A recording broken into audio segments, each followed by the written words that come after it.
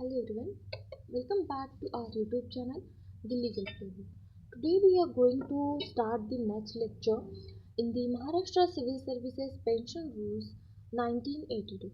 तर जो आपला पेन्शन रूल आहे 1982चा तो आपण इथं स्टार्ट केलेला होता. पार्ट ऑलरेडी 2 आपण इथं कवर केलेले आहे. त्यामध्ये रूल 50पर्यंत. तर आपण रूल 51 टू रूल 70 ह्या चॅप्टरमध्ये आपण बघणार आहोत आता बेसिकली ह्यामध्ये मराठीमध्ये ह्याला नाव काय आहे यामध्ये महाराष्ट्र नागरी सेवा निवृत्ती वेतन नियम 1982 म्हणतात त्याला. निवृत्त झाल्यानंतरचा जो तुम्हाला वेतन मिळतो ना त्याला ते आपण इथं बघणार ते जे की 2005 नंतर इथं काय झालं चेंज झालेलं. ओके, तर चला स्टार्ट करूया आपला part 3 without wasting the time. Okay okay rule 51 पासून स्टार्ट करूया. सगळ्यात पहिला काय दिलेलं आहे यामध्ये period of non employment and non continuous post. ह्यामध्ये काय सांगितलं की पिरियड ऑफ नॉन एम्प्लॉयमेंट आहे अँड नॉन कंटिन्युअस म्हणजे तुम्ही एका पोस्टवर कंटिन्युअसली वर्क केला नाही आहे त्या कंडिशनमध्ये काय आहे हे सांगितलं आहे. मिनिंग बघा सगळ्यात पहिलं की some government post don't require continuous work throughout the year. म्हणजे काही गव्हर्मेंट पोस्टला असं असतं की पूर्ण वर्षभर असं त्यामध्ये काय असणार आहे की काम करायची गरज नाही आहे. असं नॉन कंटिन्युअस वर्क नाही आहे तिथं, कंटिन्युअस वर्क नाही आहे तिथं. They operate only duty certain पिरियड्समध्ये जसे की सीझनल पिरियड किंवा पिरियॉडिकल वर्क असते. This rule explains how such breaks are treated for the pension purpose. आणि हे जे ब्रेक्स असतात त्यामध्ये जे आता समजा की 6 महिन्याचे फॉर एक्झाम्पल आता ह्या पेन्शन रूलमध्ये ते ॲप्लिकेबल होत नाही कारण त्यांच्यासाठी वेगळे EPF वगैरे प्रोव्हिडन्स फंड्स असतात जसे की जे लेबर्स असतात त्यांच्यासाठी. ह्यामध्ये फक्त गव्हर्मेंट सर्वंट्स इन्क्लूड होतात. पण आपण एक लेबरचं फॉर एक्झाम्पल घेऊया यामध्ये की सिजनल शुगर केनची फॅक्टरी वगैरे असते ना त्यामध्ये काय असते की सिजनल कॅरेक्टरचे जे वर्क असतात त्यामध्ये त्यांचे कसे असतात 6 महिन्याला असतात फक्त तेवढ्याच सीझनमध्ये. ओके, तर आता ते ते फक्त एक्झाम्पल ठेवा डोळ्यासमोर की आता ते 6 महिने परत मध्ये 6 महिने गॅप असा असेल तर त्यांचा कंटिन्युअस वर्क जो आहे पिरियॉडिक वर्क कसा काउंट केला जातो हे ह्या रूलमध्ये 51मध्ये सांगितले. ओके, तर की पॉईंट्स काय आहेत यामध्ये सगळ्यात पहिला जो आहे नॉन कंटिन्युअस पोस्ट आहे. These are the posts where work is only for the specific period for such year, for example seasonal offices, temporary assignments. त्या ठिकाणी काय असतात कॉन्ट्रॅक्ट बेसिसवर फॉर एक्झाम्पल कॉन्ट्रॅक्ट बेसिसवर तसे जे असतात त्यांना काय म्हणतो आपण नॉन कंटिन्युअस वर्क म्हणतो. Breaks count as a service for the pension. मी म्हटलं इथं breaks not a leave. Okay, breaks म्हणले ऑटोमॅटिक त्यांचा जो तेवढा पिरियड असतो काल मर्यादा काहीतरी मराठीमध्ये म्हणतात ना तेवढा पिरियड संपला तर त्याच्यानंतर काय असणार आहे त्यांचा जो ब्रेक असतो मध्ये त्याला ते काय म्हणतात की break count as a service for the pension करतात का ते आपण बघायचं. आता काय आहे की breaks count as a service for the pension. The periods when the post is not in the operation can still count as an qualifying service for the pension. तरी पण ते qualifying service of the pension म्हणून count केले जाणार आहे. त्याच्यानंतर third आहे condition for counting the break. आता कंडिशन सांगितलेत की ब्रेक काउंट करायला काय काय कंडिशन असेल. फर्स्ट मध्ये काय सांगितलं the government servant must be on the duty. Government servant काय असायला पाहिजे must be on the duty when the establishment finishes its work before the break. Okay, break म्हणजे ब्रेक व्हायच्या आधी म्हणजे हा जो सीझनल पिरियड संपायच्या आधी तो वर्कवर असायला पाहिजे. त्याच्यानंतर सांगितलं the government servant must be on the duty when reemployed after the break ends. म्हणजे ब्रेक संपायच्या ब्रेक म्हणजे आफ्टर दी ब्रेक संपल्यानंतर रिएम्प्लॉयमेंट करताना त्यावेळेस तो ऑन ड्युटी असायला पाहिजे. त्याच्यानंतर एक्सेप्शन सांगितले ह्यामध्ये vacation department services exclude from this rules. आता वेकेशन डिपार्टमेंट सर्व्हिसेस जे असतात ना त्यामध्ये हे एक्सक्लूड केले जाते. Breaks in such department do not count as an pensionable. ते ब्रेक्स जे असतात ते ह्यामध्ये वेकेशन डिपार्टमेंट सर्व्हिसेसमध्ये ह्यामध्ये पेन्शनेबल नसतात ते. फॉर एक्झाम्पल बघा government servant operates April to June. एप्रिलपासून जूनपर्यंत तो काय करतो आहे सीझनल वर्क करतो आहे काम करतो आहे. Okay, at October to December. Okay okay, त्याच्यानंतर officer works during this period. ह्या पिरियडमध्ये आणि ह्या पिरियडमध्ये ऑफिसर काम करत असणार आहे. In between can count for the pension, हे सगळं काय होणार आहे, काउंट करणार आहेत ह्यामध्ये. If he was on duty on the last day before the break. आता जूनच्या, आता समजा 31sta महिना आहे आणि जूनच्या 31st डेला तो असायला पाहिजे on the day break and first day of the break. आता ह्या इथं ऑक्टोबरमध्ये परत काय असायला पाहिजे, फर्स्ट डेला तो काय असायला पाहिजे, प्रेझेंट असायला पाहिजे. If the officer is not on the duty at this point, आता ऑफिसर ह्या पॉईंटला जर ड्युटीवर नसेल, ब्रेक डज नॉट काउंट, तर इथं ब्रेक काउंट केलं जाणार नाही. म्हणजे ऑफिसर इथं आणि इथं नसला तर ब्रेक काउंटमध्ये केलं जाणार नाही. This does not apply it works to vacation डिपार्टमेंटवर अप्लाय होणार नाही आहे. ओके, समजलं. त्याच्यानंतर 52मध्ये सांगितलं non pensionable services counting for the pension. आता नॉन पेन्शनेबल सर्व्हिसेस कोणकोणत्या आहेत, नॉन पेन्शनेबल सर्व्हिसेस जे असतात ते counting as for the pension, ज्याच्यासाठी पेन्शनच नाही आहे त्याच्यासाठी तुम्ही त्या पेन्शनमध्ये काउंट करणार आहे. कोणत्या बेसिसवर, मेन आयडिया काय आहे यामध्ये बघा. तशी मी नोट्स बनवलेत की तुम्ही इझिली ह्यामध्ये रीड आउट जरी केला ना, तुम्हाला समजून जाईल की मिनिंग काय त्याचं. बघा, sometimes a government servant performs work that is not originally pensionable. म्हणजे समटाईम्स गव्हर्मेंट सर्वंट जो असतो कशा वर्कमध्ये असतो, तो sometimes government servant works that is not originally pensionable. Originally काय नाही आहे ते, पेन्शनेबल नाही आहेत, पेन्शन नाही आहे त्याला. For example that is service for which no pension is normally allowed. असे सर्व्हिसेस की त्याला नॉर्मली पेन्शनच अलाउड नाही आहे ह्या केसमध्ये. This rule explains when how such service can be counted for the pension purpose. म्हणजे दिस सर्व्हिस काय एक्सप्लेन करणार आहे, वेन अँड हाऊ, कधी आणि कसे, सच सर्व्हिस कॅन बी काउंटेड, कसं त्या सर्व्हिस काउंट केलं जाणार आहे पेन्शन पर्पजसाठी, हे ह्यामध्ये काय सांगितलेलं आहे. ओके, एवढं लक्षात ठेवायचं. त्याच्यानंतर पहिली गोष्ट त्यामध्ये आहे की गव्हर्नमेंटचे डिस्क्रिमिनेशन कधी होणार आहे. ही गोष्ट तुमच्या मनाने होणार नाही आहे. ज्या गव्हर्नमेंट सर्वंटला पेन्शनच अवेलेबल नाही आहे त्याला पेन्शन अवेलेबल करून देणे, पहिला तर गव्हर्नमेंटचं सँक्शन लागणार आहे. ओके, कोण ह्यामध्ये देणार आहे पेन्शन, गव्हर्नमेंट देणार आहे. First, government may allow services other than pension services to count towards the pension. म्हणजे गव्हर्नमेंट अलाव करणार इथं services other than pensionable services to count a pension amount, म्हणजे पेन्शन टुवर्ड्स पेन्शनसाठी. Okay, this applies if the government is paid from the state revenues or local funds. हे कधी apply होणार आहे, ज्यावेळेस जे त्यांचं गव्हर्नमेंट सर्वंट आहे is paid from the government state रेव्हेन्यूमधनं तर पे होणार आहे, नाही तर लोकल फंडमधनं पे होणार आहे. त्याच वेळेस त्यांची जी सॅलरी असते स्टेट रेव्हेन्यूमधनं तर पे व्हायला पाहिजे किंवा लोकल फंड्समधनं तरी पे व्हायलाच पाहिजे. त्याच्यानंतर state government can issue general order. तर स्टेट गव्हर्नमेंट काय इश्यू करू शकतो, इथे जनरल ऑर्डर इश्यू करू शकतो. Applies to a group or special order applies to a specific इंडिव्हिज्युअल्सवर अप्लाय होऊ शकते. त्यामध्ये की पॉईंट काय आहे, this is the entirely at the government's description. Total ह्यामध्ये काय आहे, डिस्क्रिप्शन ऑफ दी गव्हर्नमेंटच आहे, तुम्ही काहीही करू शकत नाही. ओके, त्याच्यानंतर मेथड अँड कंडिशन्स आहेत ह्यामध्ये. आता मेथड्स अँड कंडिशन्समध्ये काय सांगितले की whenever such order is issued the government must specify how the qualifying services will be calculated. म्हणजे whenever such order is issued, अशी ज्या वेळेला ऑर्डर इश्यू केले जातील, द गव्हर्नमेंट मस्ट स्पेसिफाय, काय गव्हर्नमेंट स्पेसिफाय करणार आहे, मेथड अँड कंडिशन सांगणार आहे तिथं. कोणते मेथड अँड कंडिशन, सगळ्यात पहिली how the qualifying services will be calculated, तुमची जी क्वालिफाईंग सर्व्हिसेस आहे ते कसं कॅल्क्युलेट करणार आहे. Second point, any condition that must be fulfil by the government servant, कोणतीही कंडिशन असू दे ते काय असायला पाहिजे, must be fulfil by the government सर्वंटनं ते फुलफिल करायलाच पाहिजे, जे की इथं गव्हर्नमेंटनं कंडिशन्स टाकलेत. ओके, त्याच्यानंतर ह्यामध्ये नोट दिलेत, ह्यामध्ये थर्ड पॉईंटमध्ये टेम्पररी सर्व्हिसेस काउंटिंग. आता temporary services are allowed to count with the specific रूल्सनुसार तुम्ही टेम्पररी सर्व्हिसेस पण काउंट केलं जाते. सगळ्यात पहिला सिटी अँड दी पोर्ट हिस्सा सर्वे services, only the net pay after deducting traveling allowances is considered for the pension calculation.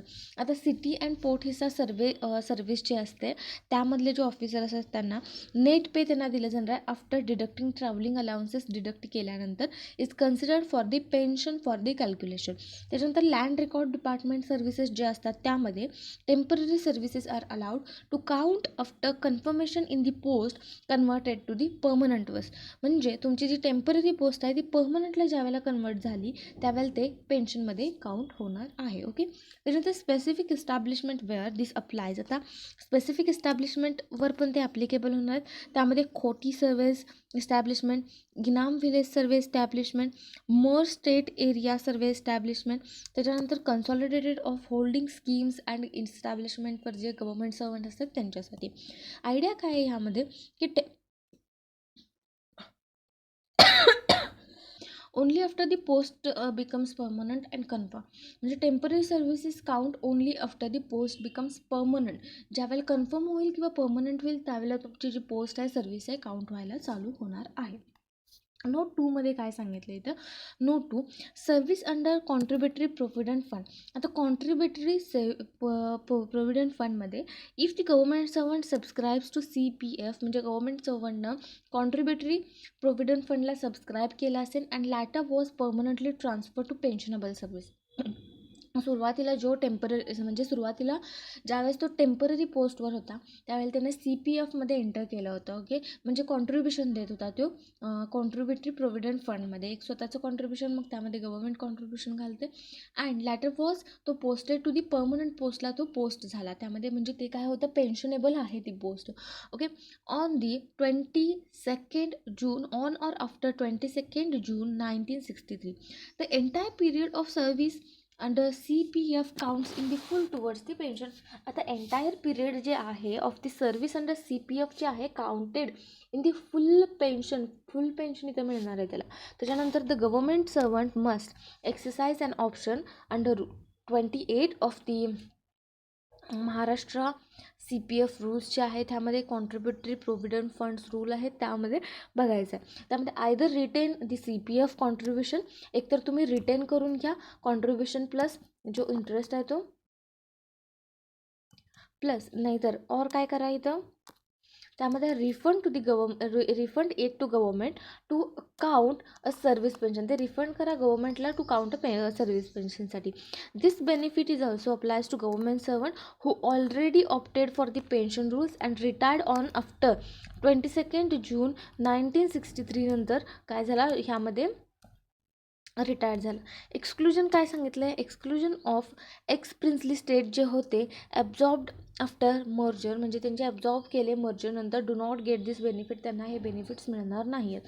त्यानंतर note 3मध्ये आता पिओन अँड अटेंडन्स जे असतात त्यांच्यासाठी काय रूल आहे इथं, if the someone served as an attendant and later the post was converted in to peon. पहिला attendant होता त्याच्यानंतर तो पिओनमध्ये काय झालं इथं त्याचं पोस्ट कन्वर्ट झालं. Half of the previous continuous years जो सर्व्हिसेस जे असणार आहे इयर नाही आहे sorry, half of the previous continuous services as attended to count a pension, half जेवढा आहे काउंट केलं जाणार आहे त्यामध्ये applies to the peon retiring on the death after 13 जून 1982. त्याच्यानंतर सिम्पली जर आपल्याला समरी बघायची आहे तर सगळ्यात पहिला गव्हर्मेंट अलाव करू शकतो नॉन पेन्शनेबल सर्व्हिसला पेन्शनसाठी. त्याच्यानंतर the order must be specify calculations and conditions specify करणार. टेम्पररी सर्व्हिस कॅन काउंट होणार आहे यामध्ये but after the post becomes the permanent. CPF count होणार आहे if the government servant pensionable सर्व्हिसला परमनंट झाला तर कॉन्ट्रीब्युशन रिफंड होऊ शकते. एक्स प्रिन्सली स्टेटना कॉन्ट्रीब्युशन म्हणजे पेन्शन अलाउड नाही आहे. पिओन्स जे आहेत हाफ सर्व्हिस जे आहे त्यामध्ये अटेंडंट ऑफ दी कोर्ट त्यांना काय मिळणार आहे पेन्शन मिळणार आहे. ओके. हे पार्ट समजलं म्हणजे हा जो रूल आहे तो समजला. तर आहे रूल 53मध्ये addition to qualify services for the superannuation pension. यामध्ये काय म्हटलं addition to qualify services for superannuation पेन्शनसाठी ॲडिशन टू क्वालिफाय काय आहे तर मेन आयडिया काय आहे ह्या रूलचा, दिस rule allows the certain government servants.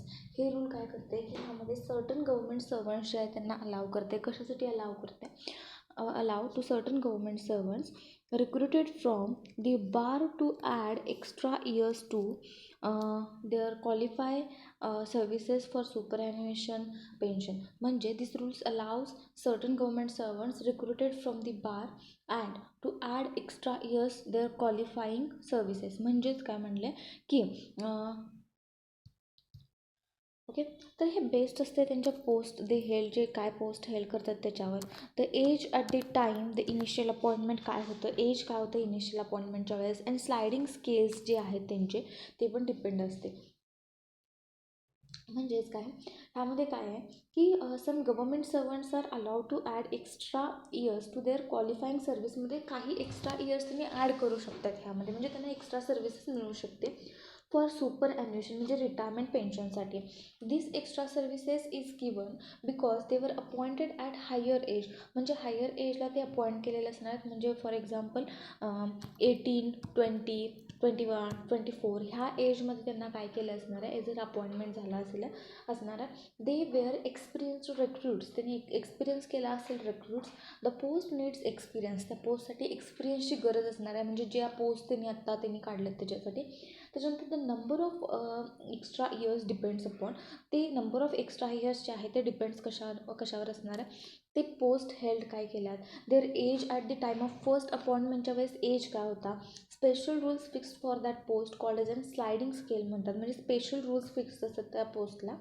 This is a special benefit given only in the certain post, हे फक्त बेनिफिट जे आहे ते सर्टन पोस्टसाठीच अवेलेबल असते, सगळ्या पोस्टला अवेलेबल नसते ह्यामध्ये. त्याच्यानंतर जर म्हटलं तर फॉर एक्झाम्पल बघा ह्यामध्ये जर समजलं गेलं तर a person joins a government service at 40 years. For example आहे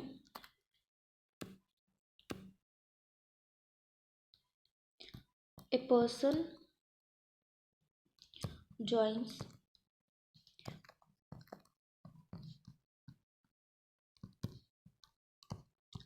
ॲट 40 इयर्सला तो काय केला आहे, गव्हर्मेंट सर्वंट जॉईन केला आहे, सर्व्हिस जॉईन केला आहे. ओके, मग त्यामध्ये नॉर्मल रिक्रुटमेंट एज काय आहे, नॉर्मल रिटायरमेंट एज काय आहे, 60 इयर्स आहे. ॲक्च्युअल सर्व्हिस किती झाला, 40 to 60 इयर्स जे आहे ते फक्त actual service 20 years actual service झालेली आहे. Because the post needs experience the rule 5 allows extra years to added. मग रूल 5 काय करणार, रूल 5 जो आहे तो अलाउज 5 एक्स्ट्रा इयर्स त्यामध्ये ॲड करू शकतो. एक्स्ट्रा तुम्ही काय करू शकता, इथे एक्स्ट्रा 5 इयर्स जे आहेत तुम्हाला मिळू शकते ह्यामध्ये. पेन्शन ह्यामध्ये काय आहे, पेन्शन सर्व्हिसेस काउंटेड 25 इयर्ससाठी काउंट केलं जाणार आहे. पेन्शन बिकम हायर्स, तुमचं पेन्शन जे आहे ते हायर होऊ शकते. जर सिम्पली बघायचं गेलं तर this rule helps to experience people who join late by adding extra services for pension. म्हणजे आता मी काय म्हटलं की ज्यावेळेला तुम्ही सुरुवातीला म्हणजे लवकर जॉईन केलेल्यांचा विषय नाही आहे, त्यांची सर्व्हिसेस जास्त काउंट होते. ज्यांनी वेळानं म्हणजे 40 इयर्सला ते जॉईन झाले असेल त्यांचं सांगते येतं. ओके, त्याच्यानंतर आता एलिजिबिलिटी क्रायटेरिया सांगितलं. Government servant directly recruited from the bar. आता meaning of government servant directly recruited from bar, what is the meaning of bar. आता बार म्हणजे काय असणार, ते must be government servant recruited from the bar. बारमधून म्हणजे जे ॲडव्होकेट्सचे बार असतात त्यामधून जे असं, बार म्हणजे वेगळी बार नव्हे. ओके, तर ह्यामध्ये काय आहे की a person is practising advocate in the court म्हणून तो प्रॅक्टिस करत असेल आणि त्याला काय केलं, डिरेक्टली रिक्रूट केलेलं आहे. यामध्ये government appoints that person directly as an public prosecutor म्हणून अपॉइंट केलेला आहे, किंवा गव्हर्मेंट प्लीडर म्हणून अपॉइंट केलेला आहे, और ज्युडिशियल ऑफिसर म्हणून अपॉइंट केलेला आहे. तर त्यावेळेस ह्याला काय होणार आहे, इथं एलिजिबिलिटी क्रायटेरिया असणार आहे ह्या केसमध्ये. ओके, त्याच्यानंतर सेकंड मस्ट रेंडर, ह्यामध्ये काय आहे, must render pensionable services in one of the post mention in this rule. म्हणजेच काय आहे, must have render pensionable services in one of the post mentioned in this rule. तर इथं काय आहे की वन ऑफ दी इथं काय करायला पाहिजे, पेन्शन इथं काय असायला पाहिजे, पोस्ट जे आहे ते मेन्शन आहेत त्यातलं तुम्ही ह्या रूलमध्ये, तर यामध्ये असायला पाहिजे. त्यानंतर must have the minimum 10 years qualifying services for superannuation पेन्शनसाठी 10 इयर्स मिनिमम ह्यांचं काय असायला पाहिजे, क्वालिफाईंग सर्व्हिस असायला पाहिजे ॲटलिस्ट 10 इयर्स. त्याच्यानंतर आहे पोस्ट इलिजिबल फॉर ॲडिशनल सर्व्हिसेससाठी क्लॉज ए आहे, post eligible for addition services. आता ह्यामध्ये सर्टन ज्युडिशियल पोस्ट आहेत, ह्यामध्ये सिव्हिल जज, junior division, JMFC judicial magistrate first class, जे CJJDचे पोस्ट असतात आणि JMFCचे पोस्ट जे असतात हे MPSC थ्रू अपॉइंट केलेले असतात. जज लेबर कोर्ट, लेबर कोर्टचे जज जे असतात ते, त्यानंतर ज्युनियर ड्राफ्ट्समॅन असू देत, लॉ ज्युडिशियल डिपार्टमेंट असू देत, ते इथे काय असणार सर्टन ज्युडिशियल पोस्ट आहेत, ह्यामध्ये ह्या कंडिशनमध्ये ते काय बसतात, ह्यामध्ये फुलफिल होतात. ओके. त्याच्यानंतर ॲडिशन अलाउड आहे, ह्यामध्ये number of years to be added आहेत, ह्यामध्ये कंप्लिटेड एज ऑन अपॉइंटमेंट जे आहे ते 25 इयर्सचे आहे, तिथं काय असायला पाहिजे, कंप्लिटेड असायला पाहिजे. मॅक्झिमम 5 इयर्स लिमिट दिलेलं आहे. फॉर एक्झाम्पल बघा, if a person is 30 years old आहे as appointment old and appointment, if a person is 30 years old on appointment, तो अपॉइंटमेंट ज्यावेळेस 30 वर्षाचा आहे, म्हणजे मायनस इथं काय झालं 5 इयर्स त्यामध्ये काय केलं ॲड केलेलं आहे. If a person is 32 years आहे, ह्यामध्ये काय आहे मायनस इथं काय केलं 25 7 years add, but mark is maximum इथं 5 इयर्सच अलाउड केलेलं असणार आहे ह्यामध्ये. त्याच्यानंतर post eligible for the addition services बीमध्ये काय सांगितलं आहे, clause B, other higher level post in law, other higher level post in law, judiciary और रिलेटेड डिपार्टमेंट्स, त्यामध्ये कुठले कुठले आहेत, administrator general official trustee, principal जज of Bombay city civil court, जज of Bombay city civil court, district जज असणार आहे, इन्क्लुडिंग इनिशियल असिस्टंट और ॲडिशनल डिस्ट्रिक्ट जज फॉर द इव्हेंट डिस्ट्रिक्ट जज. त्याच्यानंतर आहे मेट्रोपॉलिटन मॅजिस्ट्रेट आहे, जज स्मॉल कॉज कोर्ट्स आहेत, president of the industrial court आहे, मेंबर ऑफ इंडस्ट्रियल कोर्ट्स आहेत, ॲडज्युडिकेटर ऑफ इंडस्ट्रियल ट्रिब्युनल आहेत, members of industrial tribunal, deputy charity commissioner, assistant charity commissioner, drafts come joint secretary law and judiciary. त्याच्यानंतर deputy draughtsman come deputy secretary law and judiciary, assistant draughtsman come under secretary law and judiciary. त्याच्यानंतर भरपूर अशा आहेत, legal adviser कम joint secretary आहेत, law and judiciary, law and judiciary, law and judiciary, law and judiciary, सगळे त्यातलेच आहेत. आणि workman कम्पन्सेशनमधला additional commissioner आहे. त्याच्यामध्ये ॲडेड इयर्स आहेत फॉर दिस पोस्ट, काय काय आहेत ॲडेड इयर्स. कंप्लिटेड एज जर तुमचं 36 झालेलं असेल तर तुमचं इयर्स ॲडिंग क्वालिफाईंग सर्व्हिसेससाठी 6 इयर्स तुमचं काय केलं जाणार आहे, ॲड केलं जाणार आहे. 37 असेल 7 इयर्स, 38 असेल 8 years, 39 9 years and 40 years above maximum 10 years. Provided that आहे यामध्ये, if a person appointed to this post under 36 इयर्सच्या आत असेल, that get the same benefit clause A प्रमाणे त्याला same benefit age equals to किती 25 मॅक्झिमम 5 इयर्स मिळणार आहे यामध्ये. त्यानंतर एक्सप्लेनेशन आहे, explanation when calculating age fraction less than or equal to 6 month असेल, फ्रॅक्शन जे आहे इग्नोर केलं जाणार आहे. Less than or equal to असेल तर ignore, more than equal to असेल काउंटेल 1 फुल इयर काउंट केलेलं जाणार आहे त्याच्यामध्ये. Explanation 2, once a person get this concession for the post, एकदा हे कन्सेशन जे आहे ते मिळालं त्याच्यानंतर any later promotion transfer deputation appointment another eligible post does not affect the concession, एकदा हे कन्सेशन मिळालं त्याला तर नंतर कोणत्याही प्रकारचं काय असू दे डेप्युटेशन ट्रान्सफर जे आहे ते इथं काय करणार नाही, ह्याला अफेक्ट करणार नाही आहे. Okay. Then retain the benefit already granted. Okay, they retain the benefit already granted. त्याच्यानंतर आता काय आहे ह्यामध्ये समरी बघा की डायरेक्ट रिक्रुटमेंट फ्रॉम दी बारमधून जर डायरेक्ट रिक्रुटमेंट झाले, एक्स्ट्रा क्वालिफाईंग इयर्स त्यामध्ये ॲड केले जातात पेन्शनसाठी. त्यामध्ये क्लॉज एमध्ये सर्टन ज्युडिशियल पोस्टमध्ये ह्यामध्ये एज सांगितला 25 इयर्स, मॅक्झिमम 5 इयर्सपर्यंत तुम्हाला एक्स्ट्रा ह्यामध्ये ॲड केले जाणार आहे. आणि बीमध्ये हायर पोस्टसाठी सांगितले ते पोस्ट मॅक्झिमम 10 इयर्सपर्यंत 8 9 10 जसं येईल तसं इफ हायर अंडर एज 36वर असेल तर use clause A calculation use करायचं आहे. Fraction of age counted explanation 1 म्हणजे 5 असेल तर तिथं 35 असेल, 5 असेल लेस दॅन और इक्वल टू, लेस दॅन और इक्वल टू असेल 5 तर इथं 5 काउंट होणार, त्याच्यानंतर 6 होणार नाही आहे, आणि मोर दॅन इक्वल टू असेल 6 होणार आहे. ओके, समजलं. त्याच्यानंतर rule 54 condonation of deficiency and addition in the services. आता काय ह्याचं मिनिंग बघूया की मेन आयडिया काय आहे. Government can adjust the service period. इथं गव्हर्मेंट काय करणार आहे, ॲडजस्ट करणार आहे to help the retiring employee qualify for the pension. म्हणजे government can adjust service periods, म्हणजे सर्व्हिस पिरियड इथं काय करणार आहे, ॲडजस्ट करणार आहे. कशासाठी, टू क्वालिफाय, पेन्शनसाठी क्वालिफाय होण्यासाठी.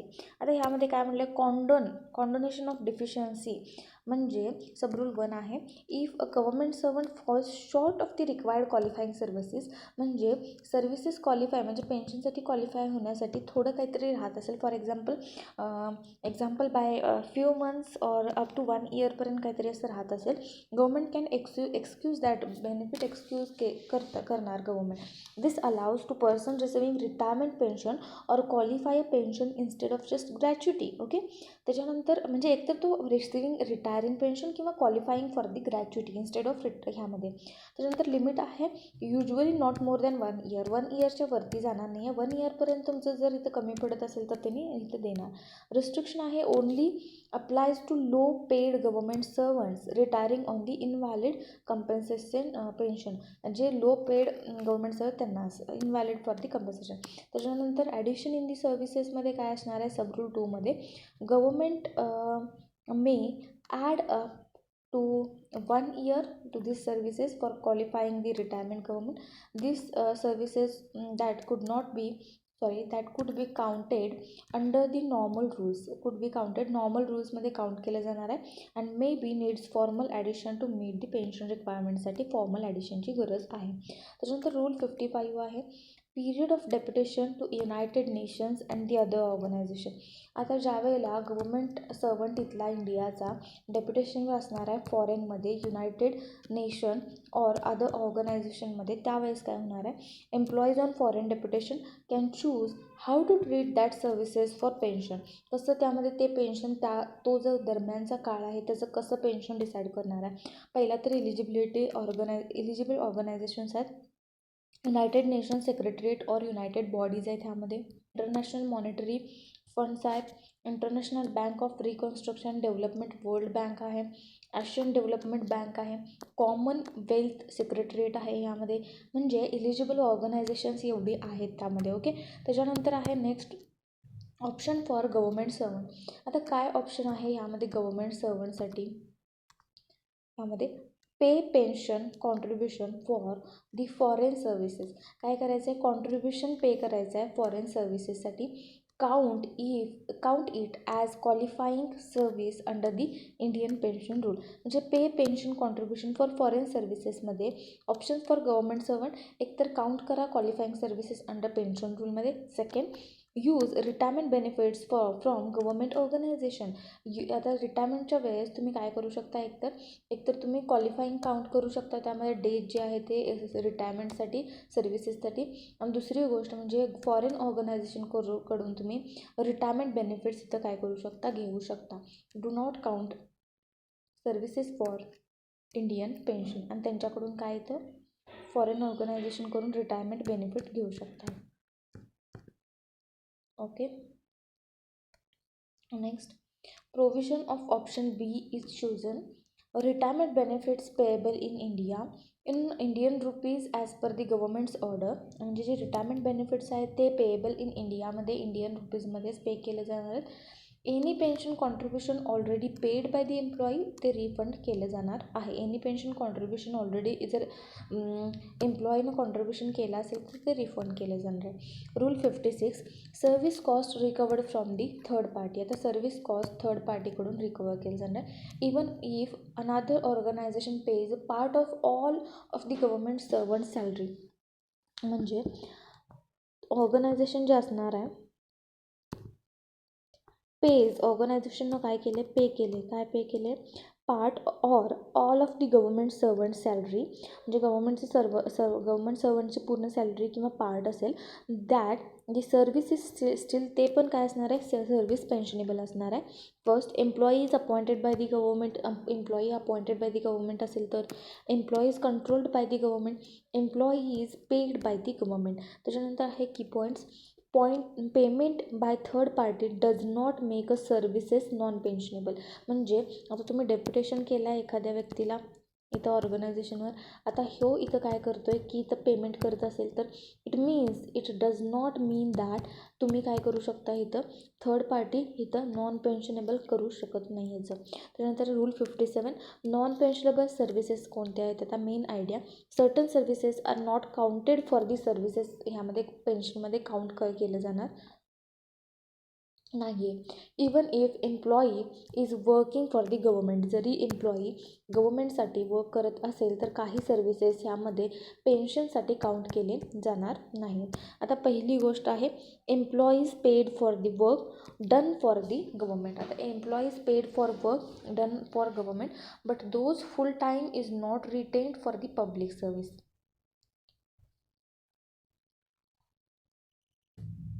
म्हणजे याचा अर्थ काय आहे याचा, की these are peoples who work for the government. हे काय आहे, these are the people who work for the गव्हर्मेंटसाठी जे वर्क करतात ते, they get paid by the government but not full time government servant. ते फुल टाईम गव्हर्मेंट सर्वंट नाही आहेत, म्हणजे पार्ट टाईम मेडिकल ऑफिसर्स असू देत paid by the government, panel advocate असू देत पेड केसेससाठी, तेवढे म्हणजे टेम्पररी जेवढे तुम्ही केसेस केला तेवढ्यासाठी तुम्हाला पेड केसेस देणार आहेत, त्याच्यासाठी पेन्शन नाही. म्हणजे तुम्ही काय आहे तर फुल टाईम नाही आहे, फुल टाईम इज नॉट म्हणजे but whose full time is not retained for the public service. Full time नाही आहेत त्यांनी रिटेन करत नाही आहेत पब्लिक सर्व्हिससाठी, त्यांना पेन्शनमध्ये नॉन पेन्शनेबल सर्व्हिस आहे. त्याच्यानंतर employees not receiving pay but getting honoraria. आता तिने काय करत आहेत ह्यामध्ये, एम्प्लॉईज पेमेंट मिळत नाही त्यांना, ह्यामध्ये काय मिळत नाही आहे, पेमेंट मिळत नाही आहे, बट इथे त्यांना काय मिळते, होनोरिया मिळत आहे. तर होनोरिया म्हणजे काय आहे, होनोरिया म्हणजे small payment given in for the सर्व्हिसेससाठी त्यांच्या एक स्मॉल अमाऊंट ऑफ पेमेंट काय केलं ते दिलं जाते, given as an token of ॲप्रिसिएशनसाठी. त्याच्यानंतर employees paid from the contingency temporary emergency funds जे असतात त्या दरम्यानच्या त्याला एम्प्लॉईजला दिले जातात. डीमध्ये holding post declaration non pensionable. Holding post declared non pensionable म्हणजे ऑलरेडीच हे नॉन पेन्शनेबल पोस्ट आहे असं डिक्लेअर्ड केलं असणार, ते पोस्ट तुम्ही होल्ड केला असेल तर तिथं पेन्शन मिळणार नाही. त्याच्यानंतर ईमध्ये employees in all tenure post in the medical department whether allowed private practices or not without an active suspended lien or another permanent post under the government. म्हणजे ऑल जे टेन्युअर पोस्ट आहेत in the medical department allowed private practices त्यामध्ये तुम्हाला मिळणार नाही.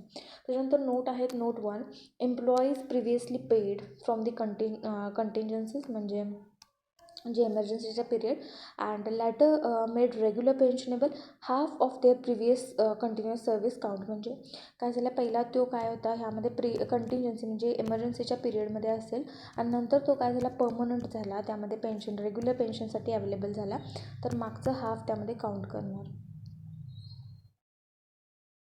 Okay. त्याच्यानंतर note 2, employees who were attends before 1 April 1966 म्हणजे ह्यामध्ये काय म्हणतात, employees who were attends before 1 April 1966 half of their previous continuous services attends count for the pension. म्हणजे काय म्हणले, employees who were attends before 1 April 1966 half of their previous continuous services as attendance count for the pension. आता basically ह्यामध्ये by the date 1 April 1966 is mentioned here. 1 April हे काय आहे, cut off date आहे fixed by the गव्हर्मेंटने cut off date fixed केले ह्यामध्ये. कशासाठी, before this date the services rules were different. ह्याच्यानंतर सर्व्हिसेस रूल्स काय आहेत, वेगळे आहेत ह्यामध्ये. आफ्टर दिस रूल्स म्हणजे डेटनंतर new pension rules are started झाले ह्यामध्ये. So the government give a special benefit to the old एम्प्लॉईजसाठी स्पेशल बेनिफिट देतात. म्हणजे काय आहे की एम्प्लॉई हू वर्कड ॲज अटेंड बिफोर 1 एप्रिलच्या आधी त्यांना आता half of there continuous services as attended असणार आहे, विल बी कन्सिडर्ड असणार आहे, त्यामध्ये काउंट केलं जाणार आहे. This benefit not available for the 1 एप्रिलसाठी. ओके, म्हणजे जर बघायचं केलं, a person worked as an attend from the 1956मध्ये टू 1966, टोटल 10 इयर्स झाले त्यांचे. ओके, त्याच्यानंतर रूल्स इज हाफ सर्व्हिसेस त्यांचं काउंट करा. Pension services counted for the 10 वर्ष सर्व्हिस केला असेल तर तिथं काय हाफ सर्व्हिसेस 5 इयर्स इथं काय केलं जाणार आहे, काउंट केलं जाणार आहे त्यामध्ये. But if someone joined attendant after 1 April 1960, म्हणजे हे रूल लागू होण्याच्या नंतर जर तो काय केला आहे तर जॉईन केला असेल, this benefit will not be given. म्हणजे हे 5 इयर्स आहेत ते इथं दिलं जाणार नाही आहे. Why the government is fixed to protect the old एम्प्लॉईजना, जे आहे इथं प्रोटेक्ट करण्यासाठी, to avoid financial burden on the government servant, to separate old services system from the new rules, because pension rules were revise from that day. त्याच्यानंतर revised झालेले आहेत. समजलं. थोडक्यात आपण समरी बघूया. 54 to 57. Government can adjust services years to make pension possible either by excusing a shortfall or adding the services. 55. Employees on the foreign deputation can choose whether count services choose करा किंवा foreign benefits घ्या, दोन्हीपैकी एक. 56. Payment by the third party does not stop the services being the pensionable. म्हणजे payment by third party does not stop, तुम्हाला third party payment देतो आहे म्हणजे फॉरेन सर्व्हिसेस ऑर्गनायझेशन देतात, याचा अर्थ तुम्हाला पेन्शन स्टॉप होणार असा नाही आहे यामध्ये. 57 आत्ताच आपण बघितले, यामध्ये कुठले कुठले क्वालिफाय होणार नाहीत पेन्शनसाठी ते सांगितलेलं आहे. Of government to declare any services non pensionable. आता गव्हर्मेंटचं पॉवर आहे इथं काय करायचं, declare any services as non pensionable declare करायचं. काय पॉवर आहे यामध्ये, मेन आयडिया काय आहे, government has the authority to decide which future services will not count for the pension. म्हणजे पॉवर ऑफ गव्हर्मेंटची पॉवर आहे इथं काय करू शकते, गव्हर्मेंट काय करू शकते, टू डिसाईड एनी सर्व्हिसेस, काय करू शकते, डिसाईड एनी सर्व्हिसेस नॉन पेन्शनेबल आहे असं डिसाईड करू शकते. पहिला जो आहे यामध्ये main government authority has decide future services जे आहे will not count in the pension.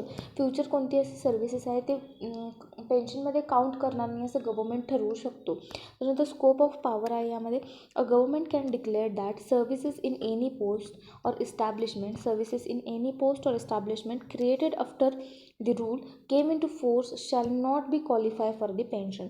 म्हणजे स्कोप काय आहे, can declare that services in any post, जे एनी पोस्ट कोणत्याही प्रकारचा पोस्ट असू दे, विल नॉट ह्यामध्ये काय म्हटलं, और इस्टॅब्लिशमेंट असू दे कोणत्याही प्रकारचं, क्रिएटेड आफ्टर रूल्स म्हणजे एखादं रूल आल्यानंतर केम इन टू फोर्स ऑन, जर तयार झालं, shall not qualify for the pension.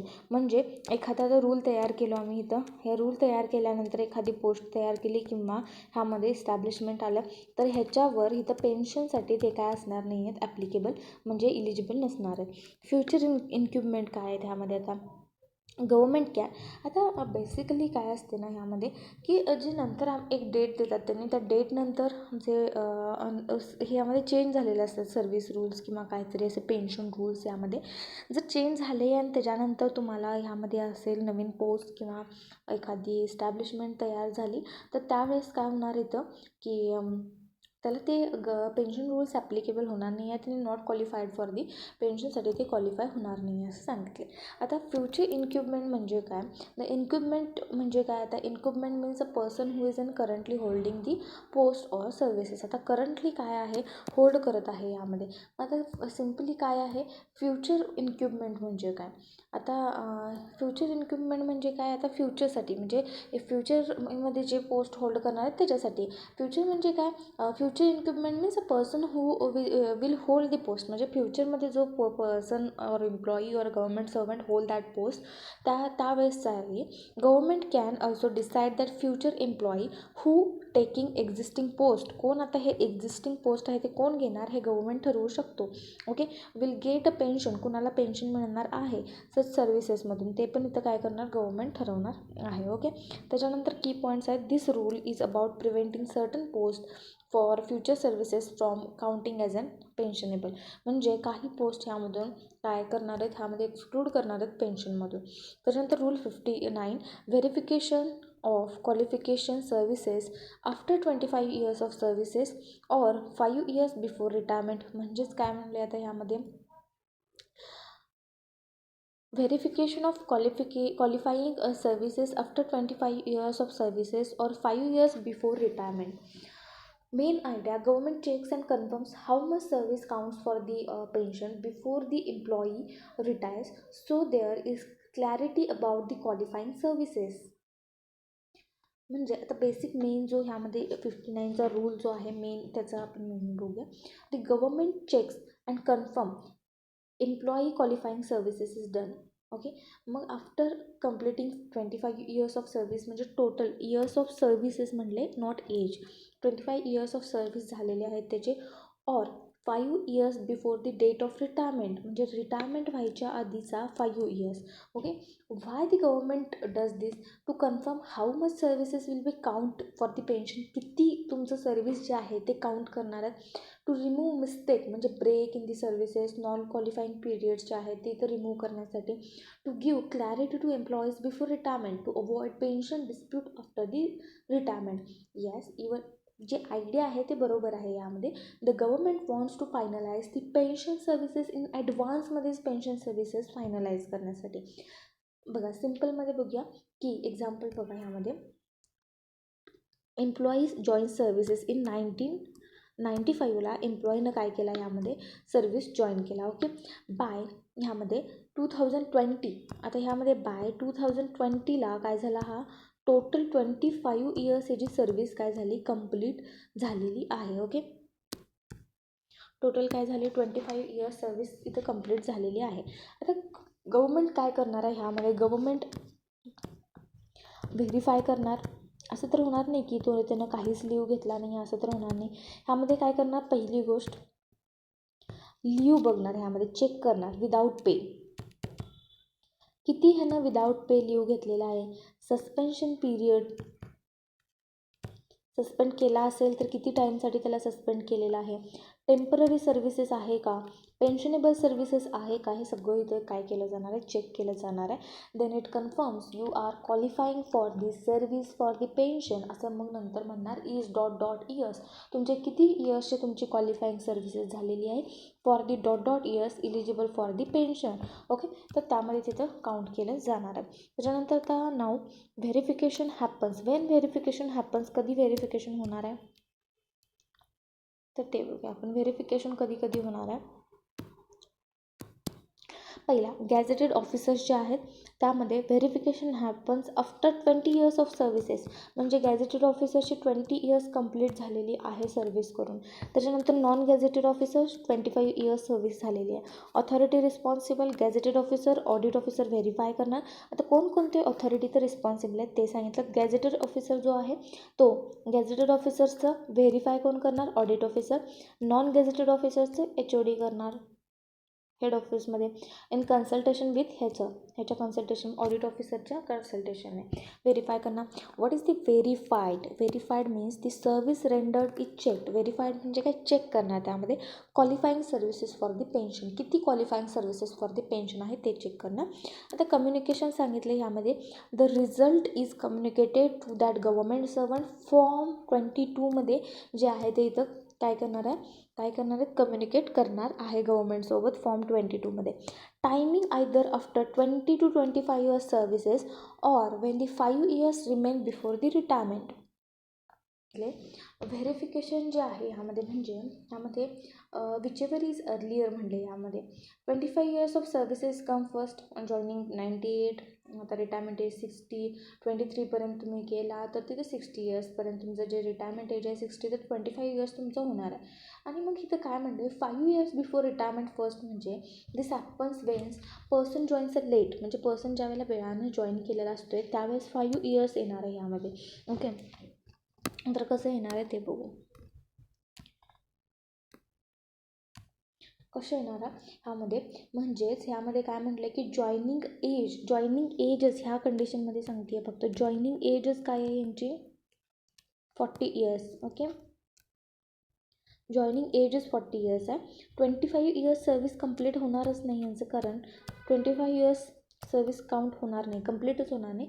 कारण रिटायरमेंट एज जो आहे ह्यामध्ये, रिटायरमेंट एज जो आहे ह्यामध्ये किती आहे,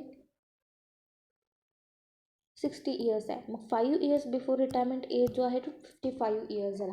verification will be done 5 years before retirement, म्हणजे ॲट दी एज ऑफ 55 इयर्सच्या एजला त्यांचं काय होणार, व्हेरिफिकेशन होणार आहे. मग त्यावेळेला त्यांचं किती 15 इयर्स काहीतरी काउंट झाले असणार आहेत. ओके, समजलं. त्याच्यानंतर काय आहे, नेक्स्ट सब रूल आहे यामध्ये. If government servant transferred to one department to another departmentला ट्रान्सफर झाला असेल, if the department closes, the department close झाला, if the post held declared surplus, जर पोस्ट हेल्ड झाला आणि डिक्लेअर सरप्लस डिक्लेअर केलं, then the verification of services can be done immediately when such event occurs. म्हणजे verification कधी होणार, ज्यावेळेस, म्हणजे काय म्हणले की स्पेशल केसेस ट्रान्सफर झाल्या और क्लोजर झालं, ट्रान्सफर झालं किंवा क्लोजर झालं, वन डिपार्टमेंट टू अनादर झालं किंवा डिपार्टमेंटच क्लोज झाली, किंवा if post held declared surplus झाला असेल तर त्यावेळेला व्हेरिफिकेशन लगेचच इमिजिएटली होणार आहे. व्हेन हे इव्हेंट्स ज्यावेळेला ऑकर होतील त्यावेळेला लगेचच हे व्हेरिफिकेशन होणार आहे. Instead of waiting for 20 to 25 years इथं सर्व्हिस काउंट होऊपर्यंत वाट बघायचं नाही, और 5 इयर्स बिफोर रिटायरमेंट वाट बघायचं नाही आहे, लगेच इमिजिएटली करून टाकायचं आहे. नेक्स्ट आहे की पॉईंट्स आहे त्यामध्ये. Ensures qualifying services verified even the special circumstances. Next sub rule 3 finality of verification सांगितलं आहे यामध्ये. The verification done under sub rule 1 and 2 is final असणार आहे. व्हेरिफिकेशन सब रूल 1मध्ये अँड सब रूल 2मध्ये जे आहे ते फायनल असणार आहे. It can not be reopen, हे परत रिओपन केलं जाणार नाही आहे. फायनॅलिटी आहे verification. There is and subsequent change in the rules and orders that affect the what counts qualifying. जर तिथे सबसिक्वेंट चेंज असेल रूल्स आणि ऑर्डर कॅन नॉट रिओपन केले जाणार आणि अनलेस जोपर्यंत तो पूर्ण तुमच्या काउंटिंग जे आहे काउंट्स जे आहे त्याच्यावर इफेक्ट करत नाही तोपर्यंत. त्याच्यानंतर की पॉईंट आहे, once verified the qualifying services officially fixed असणार आहे, not reopened. Ensures clarity prevent dispute. Okay, त्याच्यानंतर नेक्स्ट आहे 60 पेन्शनेबल पे. मेन आयडिया आहे pensionable pay is average pay use to calculate pension. म्हणजे पेन्शनेबल पे म्हणजे काही एक ॲव्हरेज पे असत्या, use to calculate pension calculate करण्यासाठी यूज केला जातो. The rule also explains how to handle the exceptions. कसे एक्सेप्शन हँडल करायचे आहेत, ह्यामध्ये लिव्ह हँडल करायचे आहेत, सस्पेन्शन हँडल करायचं आहे अँड स्पेशल केसेस कसं हँडल करायचं आहे. ह्यामध्ये सब रूल 1मध्ये सांगितलं डेफिनेशन ऑफ पेन्शनेबल पेचं डेफिनेशन सांगितलं. Pensionable pay average pay earn during the last 10 months of the services. म्हणजेच पेन्शनेबल पे म्हणजे काय, ॲव्हरेज पे असणार आहे last 10 months of the service जेवढं झालं आहे तेवढ्याचं. ओके, त्याच्यानंतर सब रूल 2मध्ये exception for the service on the after 1 March 1976 नंतर काहीतरी रूल्स चेंज झालेले आहेत.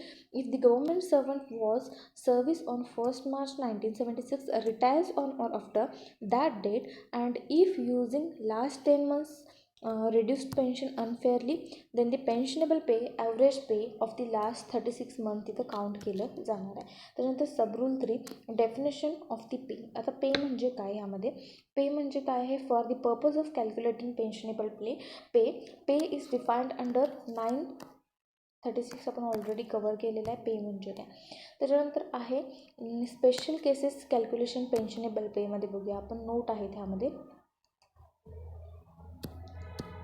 or suspension immediately before retirement or death.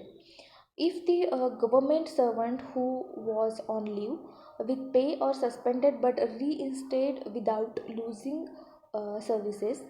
मग ह्याचा अर्थ काय, यामध्ये काय म्हणलं, if a government servant was on the लिव्हवर असणार आहे और विथ दी पे और सस्पेंडेड. ह्यामध्ये म्हणजे government servant is on the लिव्हवर आहे किंवा सस्पेन्शनवर आहे इमिजिएटली बिफोर रिटायरमेंट नंतर. It does not mean that the employee loses a past services. ह्याचा अर्थ असा नाही आहे की लुझिंग अ पास सर्व्हिसेस त्याचा लूज केला असं त्याचा अर्थ नाही आहे. Pensionable pay is equals to pay would have been drawn if he had not been leave or suspension. म्हणजेच काय म्हटलं यामध्ये, pensionable pay is equals to pay he would have drawn if he had not been on the leave or suspension. म्हणजे basically काय म्हणले की ह्यामध्ये exceptions पण दिलेले आहेत त्यांनी की pensionable pay is equals to pay would have been drawn, किती पे ड्रॉन केलं आहे, म्हणजे ignore the leave or suspension इथे इग्नोर केलेलं आहे की ह्याच्यामध्ये पेन्शनेबल पे तुम्ही किती लिव्हवर गेला आहे, किती सस्पेन्शनवर गेला आहे ह्याच्यावर डिपेंड नसते. Except increase in pay, except ह्यामध्ये नॉर्मल इन्क्रीमेंट इन नोट 4मध्ये आपण बघायचं आहे. And actual drawn is counted, not counted झालं नसेल तर. त्याच्यानंतर extraordinary leave or suspension not counting as in services. जर एक्स्ट्राऑर्डिनरी लिव्ह तुमचा असेल किंवा सस्पेन्शन असेल इफ ड्युरिंग लास्ट 10 मंथ्समध्ये, that period is excluded from the कॅल्क्युलेशनमधून एक्सक्लूड केला असणार आहे. And equal period immediately before 10 months is included for the pension पे, म्हणजे 10 मंथ नंतरचा जो पिरियड आहे तो इन्क्लूड केला जाणार, लास्ट 10 मंथचा नाही. त्याच्यानंतर note 3, leave or suspension immediately before retirement झाल्यानंतर किंवा डेथ झाल्यानंतरचे इमिजिएटली बिफोर तुम्ही लिव्ह घेतला असेल किंवा सस्पेन्शन घेतला असणार ते सुद्धा इथं काय केलं जाणार नाही, काउंट केलं जाणार नाही आहे. Pensionable pay drawn immediately before going on leave, डेथनंतर ते आहे ती तुमची जी सगळी जी पेन्शन आहे ती इमिजिएटली कुणाला जाणार आहे, इथं तुमच्या लीगल हेअर्सना जाणार आहे, लीगल रिप्रेझेंटेटिव्सना जाणार आहे. Note 4, increment earn during the leave. आता लिव्हच्या दरम्यान तुम्ही जी इन्क्रीमेंट अर्न केलेली आहे अदर दॅन एक्स्ट्राऑर्डिनरी लिव्हमध्ये नसलेली, and the government servant earned and increment not withheld, that increment could counts pension even if not actually drawn नसेल सुद्धा तर ते काउंट केलं जाणार आहे. 5th म्हटलं आहे benefit of officiating temporary appointment. आता benefit of officiating temporary appointment म्हणजे काय, if the government servant was on leave after holding higher temporary or officiating post, म्हणजे if the government servant was on the लिव्हवर असेल after holding a higher temporary or officiating पोस्टवर, म्हणजे benefit officiating temporary appointment असेल तर त्यामध्ये government servant on the लिव्हवर असेल after holding higher temporary post घेतला असेल किंवा ऑफिशिएटिंग पोस्टवर असेल, then benefit of higher pay is given only if certified असेल तर ते बेनिफिट ऑफ हायर पोस्टला तेवढं दिलं जाणार आहे, that he would have continued in that post but for the leave. Okay, त्याच्यानंतर पुढे तो कंटिन्यू केला तर मिळणार आहे. त्याच्यानंतर टेन्युअर अपॉइंटमेंट सांगितलं यामध्ये, pay drawn in the tenure appointment counts for the pensionable पे, म्हणजे आता टेन्युअर अपॉइंटमेंट जे आहे यामध्ये tenure pay drawn in tenure appointment counts pensionable पेसाठी काउंट केलं जाणार आहे. त्याच्यानंतर note 7, deputation or to government of India. The deputation of government pay drawn while deputation to central government counts for pensionable असणार आहे, म्हणजे डेप्युटेशन टू सेंट्रल गव्हर्नमेंटला जर झालं असेल तर काउंट केलं जाणार आहे. फॉरेन सर्व्हिसेससाठी असेल pay drawn foreign services not included, इथे इन्क्लूड नाही आहे. Pensionable pay would have been drawn if he had remained government सर्व्हिसेसमध्ये असेल तर तिथे ड्रॉन केलं जाणार आहे, फॉरेन सर्व्हिसेसमध्ये गेलं असेल तर ते ड्रॉन केलं जाणार नाही आहे. Note 9, refuse leave. आता लिव्ह रिफ्यूज केला असेल तर if government servant granted refuse leave, आता मिनिंग काय आहे, मिनिंग ऑफ रिफ्यूज लिव्ह काय आहे ते बघूया. आता रिफ्यूज लिव्हमध्ये काय असतं, लिव्ह म्हणजे काय, दी एम्प्लॉई अप्लायड फॉर लिव्हसाठी एम्प्लॉई अप्लाय केला असणार आहे, खरं ऑथॉरिटी अलाव केली नसणार आहे. ओके, जसं की आपण घरी करतो, आपण कोणती तरी वस्तू मागितली आणि या पप्पांनी काय म्हटलं नाही देणार, पप्पा शक्यतो नाही म्हणत नाहीत, मम्मी म्हणते नको म्हणून. ओके, तर त्यामध्ये असणार आहे की जे रिफ्यूज लिव्ह असणार आहे त्याच्यासाठी जे अलाउड डज नॉट अलाव असते त्याच्यासाठी आपण रिफ्यूज लिव्ह म्हणतो त्याला. तर एक्सटेन्शन काय आहे, म्हणजे if government servant granted refuse leave after superannuation or extension. आता ह्याचा अर्थ काय आहे बघा, if government servant is granted refuse leave after superannuation or extension, first ignore that leave period, calculate pensionable pay based on last 10 or 36 month before leave. म्हणजे ह्यामध्ये काय सांगितलं आहे की टोटली जे आहे, मग ह्यामध्ये काय म्हणलं आहे की गव्हर्मेंट सर्वंट जे आहे त्यामध्ये काय होणार आहे, यामध्ये ग्रँटेड रिफ्यूज लिव्ह ग्रँट केलं जाणार आहे आफ्टर सुपरॲन्युएशन ऑर एक्सटेन्शनमध्ये. ते इग्नोर लिव्ह पिरियड त्यामध्ये इग्नोर केलं जाणार आहे. कधी इग्नोर केले जाणार आहे ह्यामध्ये, आता ह्यामध्ये बेसिक लेवलपासून जर रिफ्यूज लिव्हचं सांगायचं म्हटलं तर सगळ्यात पहिला आहे यामध्ये की तुम्ही लीवसाठी अप्लाय केला, त्याच्यानंतर गव्हर्मेंट लीव रिफ्यूज केलं, रिटायरमेंट सुपरॲन्युएशन हॅपन्स झालं, त्यामध्ये employee still did not work, म्हणजे एम्प्लॉई अजून वर्कमध्ये नाही आहे during that period. Then what happens, first step असणार आहे what happens to the refuse leave period जे आहे त्याच्याबद्दल काय नाही. That refuse leave period is ignored केलं जाणार आहे. म्हणजे तुमचं बघा, तुम्ही लीव पिरियड मागितला आहे, अलाव केला नाही आणि तुमचं सुपरॲन्युएशन झालं आहे एज थ्रू, आता ते रिफ्यूज तुमचा लीव आहे ते काय केलं, इग्नोर केलं जाणार आहे.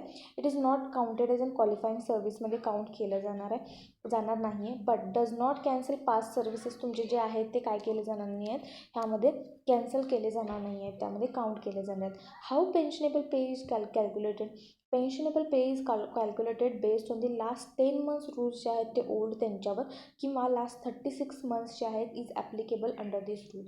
ओके, इम्पॉर्टंट आहे, refuse leave period is not taken. Government looks at the pay drawn before the refuse leave, किती पे ड्रॉन झाले त्याच्यावर. व्हेरी इझी एक्झाम्पल जर घ्यायचं म्हटलं यामध्ये, तर एक्झाम्पल बघा. ओके, एक्झाम्पल सांगते यामध्ये, की सगळ्यात पहिला नॉर्मल पे किती आहे, नॉर्मल पे आहे ₹40,000 आहे. ओके, त्याच्यानंतर employee applied for the leave. आता एम्प्लॉईनं काय केलं आहे, अप्लायड फॉर दी लीवसाठी अप्लाय केला इज इक्वल्स टू रिफ्यूज, जिथे अलाउड केलेलंच नाही आहे, रिफ्यूज झाली ती लीव. त्याच्यानंतर नेक्स्ट काय झालं, एम्प्लॉई स्टॉप दी अटेंडिंग ड्युटीवर यायलाच स्टॉप झाला आहे. काय केला, एम्प्लॉई अब्सेंट राहायला लागला. एम्प्लॉई एकतर त्याला लीव मिळाली नाही, पण तो स्वतःहून स्वमर्जीनं काय केला, स्टॉप केला. आता रिटायरमेंट हॅपन झाली, म्हणजे आता ह्याच वेळेस एम्प्लॉईनं काय लीव मागितली, गव्हर्मेंटनं अलाव केला नाही. मग गव्हर्मेंट सर्व म्हटलं, गव्हर्मेंटनं मला नाही ड्युटी दिली तर नाही दिली, मी नाही जाणार म्हटलं आणि गेला नाही तिथं. आणि त्यावेळेस काय झालं, की आता त्याची रिटायरमेंट डेटसुद्धा आली, रिटायर झाला तो. ओके, त्याच्यानंतर आत्ता इथं पेन्शन कॅल्क्युलेशन कसं होणार आहे, ह्यावेळेस तर तो गव्हर्मेंटचा ऐकला नाही आहे, ड्युटी स्टॉप केला ह्यावेळेस. तर आता जे रिफ्यूज लीव आहे ते इग्नोर केला आणि तो आला नाही, ते काउंट केले, जेवढे दिवस तो आला नाही ते पेन्शनच्या ह्याच्यामध्ये काउंट केलं जाणार नाही. जर तो जर तो जो लीव आहे तो परमिशननं घेतला असेल तर ते पेन्शनमध्ये काउंट केला असेल. म्हणजे त्याचे जर टोटल 25 इयर्स झाले असतील आणि तो एक 3 महिन्यासाठी लीव घेतला असेल विथ परमिशन, तर ते ह्यामध्ये काउंट केले गेले असते. पण 3 महिने ह्यामध्ये तो लीव घेतला आहे विदाऊट परमिशन, रिफ्यूज लीव आहे, तर ते ह्यामध्ये काउंट केले जाणार नाही. समजलं हा पार्ट. ओके, मग एवढं झालं. तर आता रिटायर्ड झाल्यानंतर त्याच्या पेन्शनसाठी ते जे रिफ्यूज लीवच्या आधीचे जे आहेत ते काउंट केले जाणार आहेत, पण ते रिफ्यूज लीव घेतल्यानंतर जेवढे दिवस तो आला नाही ते काउंट केले जाणार नाही आहेत. ओके, त्याच्यानंतर नोट 9मध्ये काय सांगितले तेच आहे, नोट 9 झाले. आता नोट 10मध्ये काय आहे, रिएम्प्लॉयड पेन्शनर्स. आता रिएम्प्लॉयड पेन्शनर्स कोण आहेत, if a pensioner is reemployed and option to retain their previous pension. म्हणजे रिएम्प्लॉयड पेन्शनर्स कोण असतात, की रिएम्प्लॉय केले, ऑलरेडी रिएम्प्लॉयड असतात, रिटायर झालेले असतात किंवा काहीतरी झालं असेल, रिमूव्ह केले असतील, तर त्यांना रिएम्प्लॉय करून घेतलेले असते. त्यांचा जो एक ऑप्शन असते की जे प्रिव्हियस त्यांचं पेन्शन असते ते रिटेन करून घेण्यासाठी. The element for the pension reducing the pay is treated as an pay for the pensionable pay calculation. Okay, त्याच्यानंतर 11मध्ये काय सांगितले, पीस वर्क फॉर एम्प्लॉईज. आता पीस वर्क फॉर एम्प्लॉईजमध्ये if remuneration with the fixed pay, piece work ह्यामध्ये काय असणार आहे, फिक्स्ड पे असते पीस वर्कसाठी. म्हणजे फॉर एक्झाम्पल असणार आहे की तुम्ही एवढं टाईप केला, एक डॉक्युमेंट टाईप केला तर ₹100, म्हणजे असं 100 डॉक्युमेंट टाईप केला तर किती रुपये मिळतील, असे असते त्यांचे पीस रेटेड असतात. ओके, असं टोटल नसते की महिन्याला 50,000 60,000 असं नसते. मग फिक्स्ड पे असते त्यांना पीस रेटेडमध्ये. ॲव्हरेज पे लास्ट 20 मंथ्सचा जो ॲव्हरेज पे आहे ते बघितलं जाणार, ह्यामध्ये डिवायडेड ॲप्रोप्रिएटली डिवाइड केले जाणार. Piece work earning only for the months actually work किती झाला आहे त्याच्यावर असणार आहे. If officiating in the vacancy, जर ऑफिशिएट वॅकन्सीवर असेल, allowance for the fixed pay period included असणार आहे. त्याच्यानंतर if the retirement date is mid month असेल, मधला काहीतरी रिटायरमेंट डेट असेल, calculation last 20 months ending the previous month जो आहे, एंडिंग प्रिव्हियस मंथ. आता मध्ये मिड मंथला झाला असेल, म्हणजे फेब्रुवारीच्या मध्ये काहीतरी 10 तारखेला झाला, तर त्यावेळेस जानेवारीच्या लास्ट डेपासून घ्यायचा. त्याच्यानंतर period leave suspension 20 months are ignored. Suspension in last 20 months are ignored, replaced equal to period before last 20 months. याचं मिनिंग समजलं नसणार आहे. हा मिनिंग इझी आहे यामध्ये. याचं मिनिंग काय की जो पिरियड आहे म्हणजे government servant is on leave और सस्पेन्शनवर जर असेल, गव्हर्मेंट सर्वंट लिव्हवर असेल किंवा सस्पेन्शनवर असेल in the last 20 months before रिटायरमेंटच्या आधी, during this period pay may be less और अब्सेंट फ्रॉम दी वर्क. एकतर लेस दिला असणार आहे किंवा अब्सेंट असणार आहे from the work. If we calculate the pension on the last 20 months as it is, it will be reduce the pension. तर reduce होणार pension. Step 2, what is the rule does, the leave suspension period in last 20 months काय असणार आहे ते ignore केलं आहे. म्हणजे leave आणि सस्पेन्शन जे सस्पेन्शन आणि लीव, पेन्शन इग्नोर नाही आहे, सस्पेन्शन आणि लीव इग्नोर केलेलं आहे. Instead of the same number of months is taken from the earlier period before 20 months. Pension is calculated normal pay those earlier मंथ्समध्ये normally pay केले जाणार आहे. तुमचं सस्पेन्शन आणि लीव जे आहे तिथं काउंट केलं जाणार नाही. तर ह्याच्यानंतर आहे रूल 65. आता रूल 65मध्ये काय, portion of dearness allowances treated as dearness pay. म्हणजे आता पोर्शन ऑफ जे डिअरनेस अलाउन्सेस आहे तुमचं त्यामध्ये ट्रीटेड ॲज अँड डिअरनेस पे. ह्याचा अर्थ काय आहे, म्हणजेच जे DA आहे, portion of dearness allowances treated as an dearness pay. Main idea, some part of dearness allowances is officially treated as an dearness pay by the government orders. This DP counts as an pay for pension and gratuity calculation but not for the family pension. Now first of all, know the meaning of dearness allowances and dearness pay. म्हणजे काय माहीत नाही, डिअरनेस pay म्हणजे काय माहीत नाही तर पुढं जाण्यात काय पॉईंट नाही आहे. पहिला डिअरनेस अलाउन्सेस म्हणजे काय. डिअरनेस अलाउन्सेस इज एक्स्ट्रा मनी असते. ह्यामध्ये एक एक्स्ट्रा मनी असतात लाईक दी तुम्हाला त्यामध्ये एम्प्लॉईजना दिलेलं असते protected them from the price, जे इन्फ्लेशन असते त्यामध्ये म्हणजे महागाईसाठी.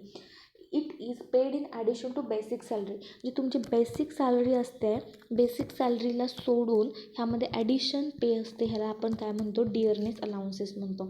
तर फॉर एक्झाम्पल बेसिक सॅलरी किती आहे, 50,000 रुपये तुमची बेसिक सॅलरी आहे. ओके, त्याच्यानंतर डिअरनेस अलाउन्सेस असणारा DA जे आहे ते 10% ऑफ युअर पेच्या बेसवर म्हणजे 5,000 रुपये काय असणार आहे, ह्या पेवर बेस्ड असणारा डिअरनेस अलाउन्सेस 5,000 रुपये तुम्हाला एक्स्ट्रा असणार आहे टोटल सॅलरी. म्हणजे टोटल सॅलरी तुमची 55,000 रुपीज झाली. हे झालं purpose of cost living increase, म्हणजे तुम्ही जे महागाई वगैरे वाढते त्याप्रमाणे असणार आहे. मिनिंग ऑफ डिअरनेस पे म्हणजे काय. आता डिअरनेस पे is the part of dearness allowances. ह्याचाच एक छोटा भाऊ आहे. त्यामध्ये काय म्हणलं आहे की officially merge with the basic पेमध्ये असते. त्यामध्ये it becomes a part of salary for pension. ह्यामध्ये एक पार्ट ऑफ सॅलरी असते फॉर दी पेन्शनसाठी, ग्रॅच्युटी अँड अदर सर्व्हिसेस बेनिफिटसाठी. Fixed by the government orders, pay commission, DP rules असतात. आता बघा की जे बेसिक पे आहे, किती आहे बेसिक पे, 50,000. तर डिअरनेस अलाउन्सेस किती आहे, 5,000. आत्ताच बघितलं इथं. त्याच्यानंतर government orders 50% of dearness allowances merge as an DP. म्हणजे काय आहे की गव्हर्मेंट काय अलाव करणार आहे की 50% जो आहे त्यामध्ये DP म्हणून द्या असं अलाव करणार आहे डिअरनेस अलाउन्सेसच्या. ओके, तर आता ह्यामध्ये काय डिअरनेस अलाउन्सेस समजलेला आहे. तर DPमध्येच काहीतरी प्रॉब्लेम येत असणार आहे. मी अनेकदा सांगते. ह्यामध्ये things are DP as a part of DA made payment and counted as an part of basic pay.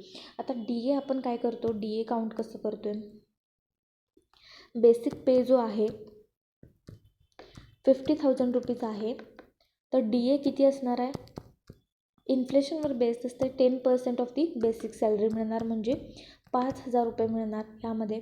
Okay, तर DAचाच भाऊ कोण असतो, DP असतो. मग इथं तुम्हाला DA मिळून बेसिक सॅलरी जे असतो तुम्हाला किती 55,000 रुपीज मिळाले. आता DP कशी मिळणार आहे की government says sum of your DA will be merge with your basic pay. म्हणजे बेसिक पे तुमची 50,000 आहे, त्यामध्ये गव्हर्मेंट असंही म्हणू शकतो की तुमचा जो DA आहे सम ऑफ युअर DA म्हणजे काय 5,000, सम ऑफ म्हणजे पूर्ण 5,000 म्हणले, sum of your DA may calculate sum of your DA will be merge with your basic salary. म्हणजे हे जे DA आहे sum of DA merge with your basic सॅलरीसोबत मर्ज करा असं सांगितलं आहे. Pension for to calculate pension, gratuity or बेनिफिटसाठी. This is called age an DP. म्हणजे फॉर एक्झाम्पल काय, आता तुमची DA जी आलेली आहे 5000 रुपीज आले, बेसिक सॅलरी 50 आहे. आता गव्हर्नमेंटनं ऑर्डर केलं की sum of your DA pay basic salary. आता काय म्हटलं की 50% तुम्हाला बेसिक सॅलरी म्हणजे गव्हर्नमेंट मर्जेस म्हणजे 50% DA तुम्हाला काय करा बेसिक ह्याला मर्ज करा असं सांगितलं. तर ह्यामध्ये DA किती, DAच्या 50% किती 2500 प्लस 50,000 आलं बेसिक सॅलरी. तर इथं काय झालं, एवढी तुमची टोटल सॅलरी होणार आहे ह्यामध्ये. ओके, समजलं. ह्यामध्ये रिमेनिंग DA 2025 इज एक्स्ट्रा मनी आहे, not counted for the pension. एवढंच तुम्हाला पेन्शनसाठी काउंट होणार आहे. आता राहिलेली 2500 जे आहे ते ह्यामध्ये पेन्शनसाठी काउंटसाठी सांगाले मी इथं. हे जे एवढी राहिलेली मनी आहे ती पेन्शनसाठी काउंट होणार नाही आहे. ओके, DA तेवढंच घेणार आहे ह्यामध्ये. आय होप समजलं असणार आहे. त्याच्यानंतर सबरूल 1 effect on pension and gratuity. आता इफेक्ट काय असणार आहे ह्यामध्ये, पेन्शन ऑर ग्रॅच्युटी म्हणजे पोर्शन ऑफ डिअरनेस अलाउन्सेस. तुम्हाला DA मधलाच काहीच पोर्शन तुम्हाला DA पूर्ण दिला जाणार आहे, पण काहीच पोर्शन ह्यामध्ये बेसिक सॅलरीसोबत मर्ज केला जातो आहे, त्याला आपण DP म्हणतो आहे. ओके, त्याच्यानंतर ह्यामध्ये applies to government servants who retired on 30 September 1977 or later on, DA treated as an DP government orders is count as pay for the pension calculation, retirement gratuity calculation. How it is applied, before calculation average pay for last 10 months as per rule 60 and for each month and DP component to the last month.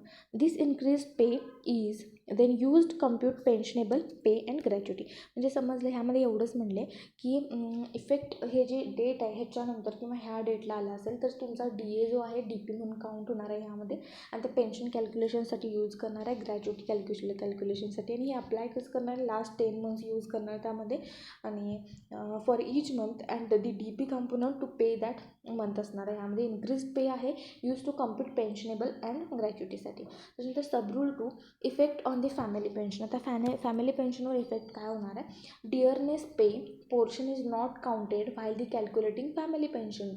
मग ह्यामध्ये family पेन्शनसाठी डिअरनेस पे ह्यामध्ये calculate होणार नाही आहे. त्यामध्ये summary आहे in simply बघा की सम DA मधला काही पार्ट DP म्हणून यूज केला जाणार आहे पेन्शन कॅल्क्युलेट करण्यासाठी. Only applies for the pensioners retired on after or त्या दिवशी किंवा after 13 September 1977. Family pension calculation ignores this DP. Family पेन्शनसाठी DPची काही गरज नाही आहे, इग्नोर केलं जाणार आहे. त्याच्यानंतर chapter 7 classes of pension and conditions governing their grant. मग क्लासेस ऑफ पेन्शन काय आहे आणि कंडिशन गव्हर्निंग देअर ग्रँटसाठी कंडिशन्स काय आहेत. 62मध्ये डिफरंट क्लासेस ऑफ पेन्शन्स आहेत. ह्यामध्ये आता ह्यामध्ये क्लासेस ऑफ पेन्शनचे क्लासेस सांगितलेत आणि कंडिशन गव्हर्निंग देअर ग्रँट्स कसं ग्रँट कंडिशन आहेत त्यामध्ये.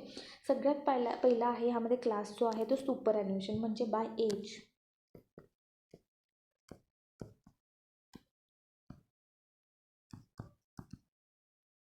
बाय एज रिटायरमेंट होणार आहे त्याला आपण म्हणतो.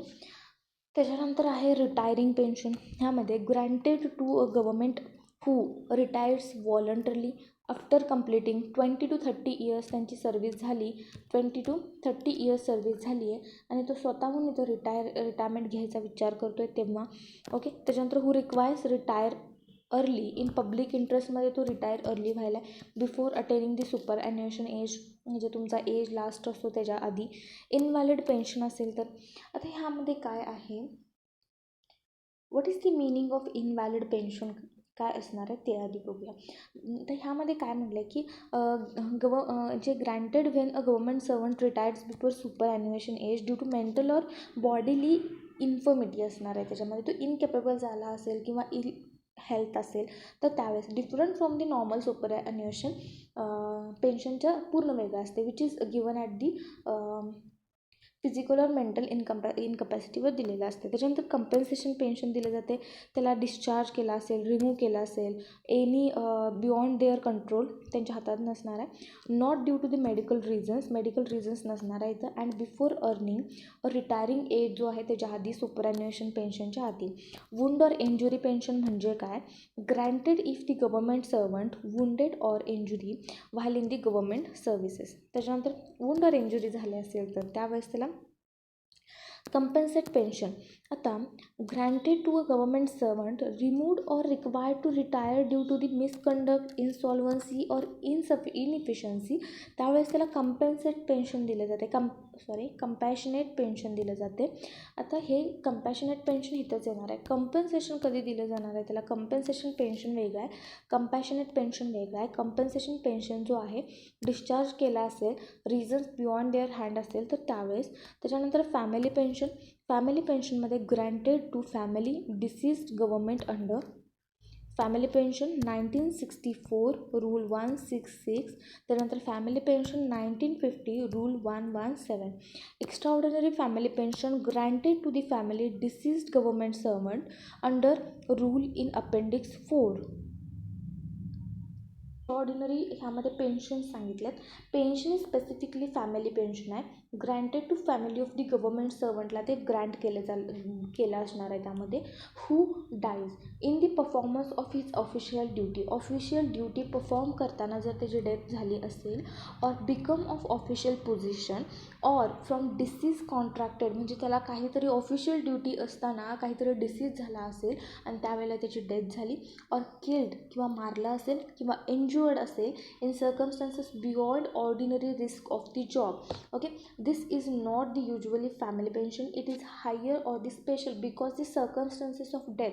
हे आपण फॅमिली पेन्शनमध्ये घेणार नाही आहे कारण एक्स्ट्रा ऑर्डिनरी आहे, हायर आहे. यामध्ये इट इज काय आहे, हे एक स्पेशल पेन्शन म्हटलं जाते ह्याला. आणि हे अपेंडिक्स 4मध्ये पूर्णपणे कव्हर केलेलं आहे. What is appendix 4 says? बघा, अपेंडिक्स 4मध्ये काय म्हणते, इम्पॉर्टंट आहे. Conditions to get extraordinary family पेन्शनसाठी कंडिशन्स सांगितल्यात. Diet duty injuries sustained while performing official duty. Death अशी झाली पाहिजे की ह्यामध्ये ड्युटी परफॉर्म करताना झाली पाहिजे. Died of diseases contracted because of official वर्कमध्ये, was killed as an resulted special risk of duty. जी ह्यामध्ये किल म्हणजे काय, मारलं असणार आहे. कशामुळे?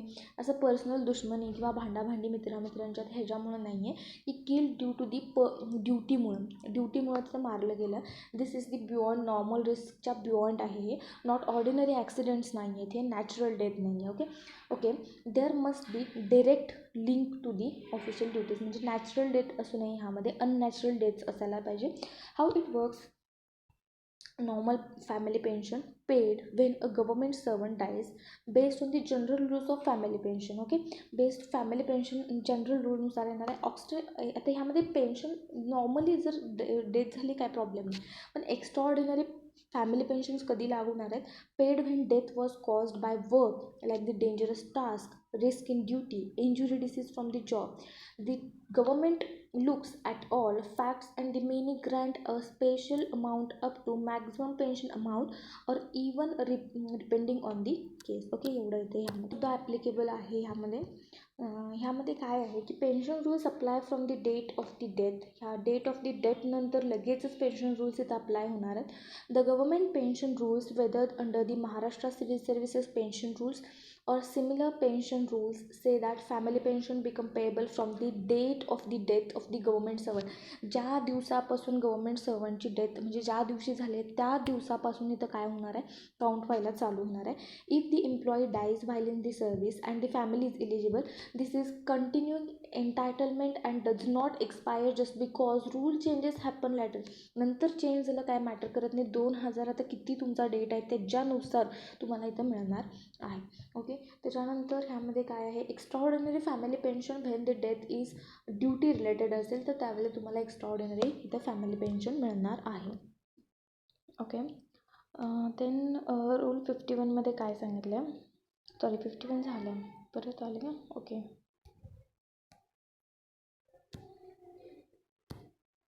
ओके, हे समजलं. Condition for the Grant of invalid person, म्हणजे असं इनव्हॅलिड पर्सन म्हणजे पेन्शन म्हणजे काय की काहीतरी असं झालं की मेंटल और बॉडीली इन्फॉर्मिटी झालं. मेडिकल सर्टिफिकेट इज मॅन्डेटरी, तिथं मेडिकल सर्टिफिकेट मॅन्डेटरी असणार आहे. The certificate must be prescribe फॉर्ममध्ये असायला पाहिजे, रूल 72मध्ये जसं दिलं आहे तसं. त्याच्यानंतर सांगितलं the certificate must confirm that the person is incapacitated for the government. ते सर्टिफिकेट जे आहे ते सर्टिफिकेट इथं सांगायला पाहिजे, म्हणजे सर्टिफिकेट बोलणार नाही आहे यामध्ये. सर्टिफिकेटमध्ये मेन्शन्ड असायला पाहिजे की तो गव्हर्मेंट सर्वंट इनकॅपॅसिटेड आहे त्या वर्कसाठी. Okay, service or the particular branch of service they belongs to. ability discharge for the other reasonसाठी. If the government servant is discharged for other than the infirmity, they cannot claim the invalid pension. म्हणजे non admissibility if the discharge for the other रिझनसाठी जर discharge केला असेल तर त्यामध्ये cannot invalid पेन्शनमध्ये ते इन्क्लूड होणार नाही आहे असं सांगितलं यामध्ये. त्याच्यानंतर even if they can produce a medical evidence of incapacity it does not make them eligible, तरी पण इलिजिबल करणार नाही आहेत. For example, if discharge for misconduct